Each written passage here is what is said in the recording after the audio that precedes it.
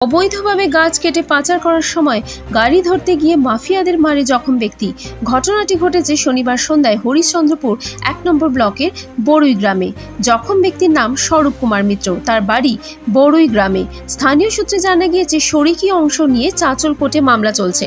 শনিবার গহিলা এলাকার তৃণমূল নেতা বিক্রম দাসের মদদে কয়েকজন মাফিয়া স্বরূপ কুমারের ৬টি বড় বড় গাছ কেটে গাড়িতে করে পাচার করছিলেন।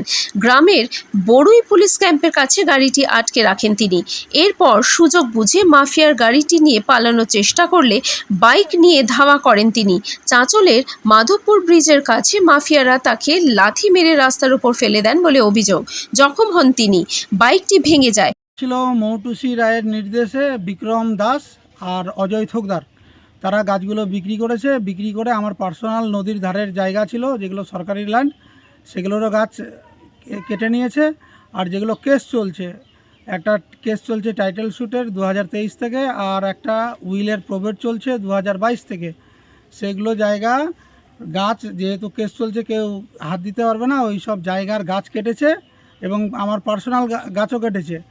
আর কিছু জমি ছিল পতিত অবস্থায় পড়েছিল, সেগুলো জমিতেও ওরা চাষ বেয়েছে। কতটি গাছ কেটেছে? মোটামুটি 5-6টা গাছ কেটেছে। তার মধ্যে আম গাছ আছে 2টো, কাঁঠাল গাছ একটা বড় শিমুল গাছ।